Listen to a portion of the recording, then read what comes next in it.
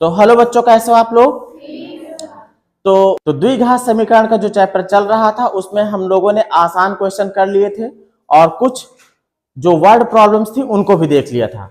अब हम लोग इसमें आगे बढ़ेंगे और बहुत ही इंपॉर्टेंट जो टॉपिक है इसमें एक्सरसाइज 8C में वो क्या है कि ax² plus bx plus c is equal to 0। इस प्रकार के जो भी द्विघात समीकरण होंगे उनको कैसे हल किया जाएगा। ठीक है, मतलब आप अगर इसको देखोगे सिर्फ इतना, 0 को हटा दो बराबर 0 को हटा दो, तो इस तरीके का गुणनखंड हम लोग पहले कर चुके हैं भाई। ax² plus bx plus c प्रकार के गुणनखंड हम लोगों ने किया था। 3-4 तरीके गुणनखंड किए थे। एक पहला था मतलब a प्लस बी के होल स्क्वायर टाइप का, फिर a माइनस बी के होल स्क्वायर टाइप का, फिर उसके बाद था a² माइनस b² वाला, और सबसे लास्ट में यही वाला था। तो इसमें किस तरीके के सवाल रहते हैं, देखो एक सवाल लिख रहा हूं मैं, 3x² प्लस 10x प्लस 8।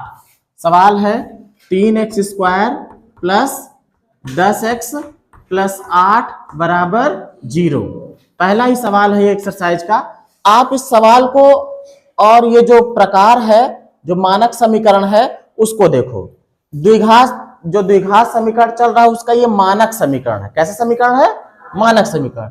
दोनों को देखो सेम जैसे दिख रहे हैं ना भाई। इसमें a b c है, इसमें उसकी जगह अंक दिए गए हैं। यहां पर भी जो a b c है वो समझो अंक को ही दिखा रहे हैं, है ना, किसी आचार को दिखा रहे हैं, जबकि जो x है वो चर को दिखा रहा है ना। तो जब इतना था पहले तो गुणनखंड इसका कर लेते थे, अब इसी में बराबर 0 लग गया है, मतलब अब इसमें समीकरण को हल करना है। पहले वहां गुणनखंड करके छोड़ दिया जाता था, काम हो गया।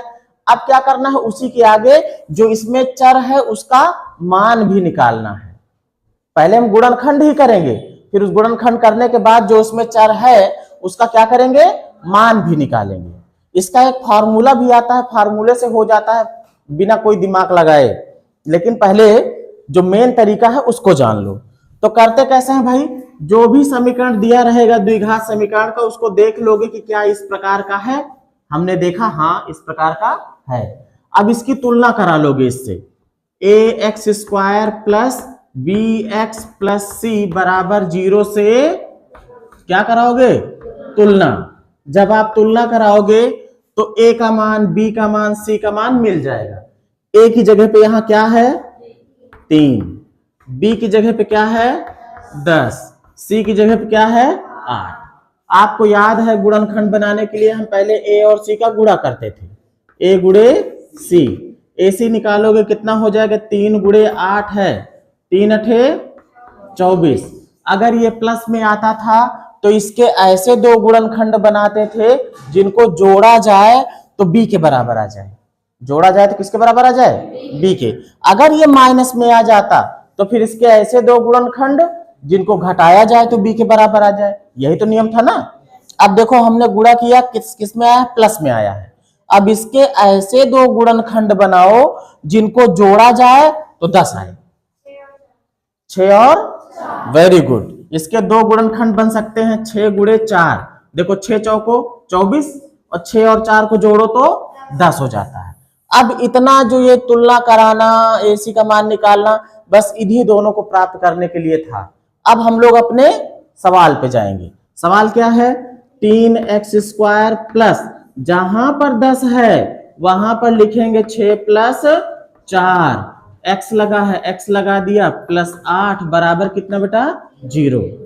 अब ब्रैकेट को खोलने की बारी है, तो 3x² प्लस, ब्रैकेट के बाहर x है ना, x से गुणा हो जाएगा, यहाँ प्लस है तो चिन्ह बदलेंगे नहीं, 6x प्लस 4x प्लस 8 बराबर 0। अब इन दोनों में देखो कॉमन क्या चीज है, एक तो x है दोनों में कॉमन उभयनिष्ठ, और 3 भी कॉमन हो सकता है। देखो 3 से ये भी कट जाएगा, ये भी कट जाएगा, तो 3x कॉमन कर लो। तो 3x से जब मतलब जिसको कॉमन लिया जाता है जिन में से, उससे समझ लो उसमें भाग लग गया। तो इसमें से और इसमें से मैं कॉमन ले रहा हूं ना 3x, तो 3x से इसमें भाग लगेगा, तो 3 से 3 कट जाएगा, 2x है ना यहाँ पर, देखो x² है तो 1x से 1x कट जाएगा तो 1x बच जाएगा। प्लस लगा है, प्लस लगा दिया। अब इसमें भी भाग होगा, 3 दूनी 2 बचेगा ना, और x से x कटेगा, एक ही x से वो भी खत्म हो गया, है ना। मतलब x प्लस 2 ही इसके अंदर बचेगा। इन दोनों में क्या कॉमन है? 4 कॉमन है। देखो 4 कॉमन हो सकता है, 4 एकम 4, 4 दूनी x नहीं है, x इसमें है, इसमें नहीं, तो x नहीं कॉमन होगा। 4 इसमें कॉमन लेंगे 4, तो 4 एकम 4 खत्म हो गया, x बचा यहाँ पे, प्लस 4 दूनी 8, 2 बचा, बराबर कितना?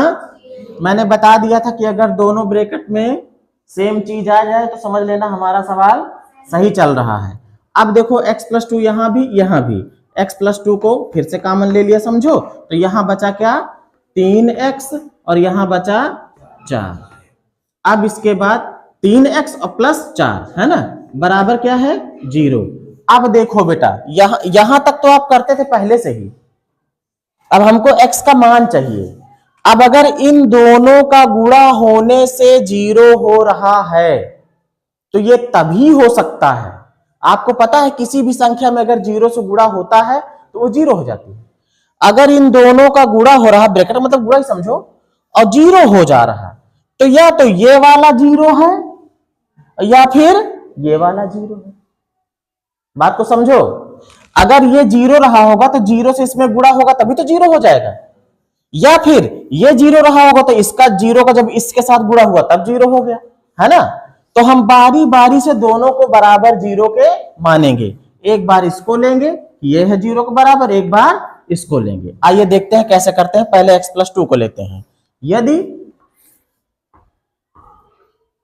x प्लस 2 बराबर है 0 के, x प्लस 2 को मान लिया किसके बराबर है? 0 के, तो यहां से x का मान आ जाएगा, 2 को उधर भेज दो, माइनस का 2, एक मान x का आ गया, है ना। चलो मान लिया, फिर ये नहीं है तो इसको देखो। यदि 3x प्लस 4, 3x प्लस 4 बराबर है 0 के, तो यहां से भी x का मान आ जाएगा। तो 3x बराबर क्या हो जाएगा? 4 उधर भेज दो, माइनस का 4, x क्या हो जाएगा? 3 इधर गुणे में उधर जाएगा तो भाग में, माइनस का 4/3, x का दूसरा भी मान आ गया। देखो दोनों मान हमने निकाल लिया है अपने गुणनखंड से।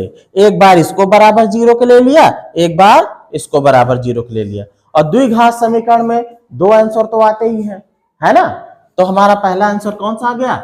माइनस का 2, और दूसरा आ गया क्या? माइनस का 4/3। इस तरीके से द्विघात समीकरण ax² plus bx plus c बराबर 0 प्रकार के हल किए जाते हैं। एक दो सवाल और देख लेंगे तो और आसान हो जाएगा।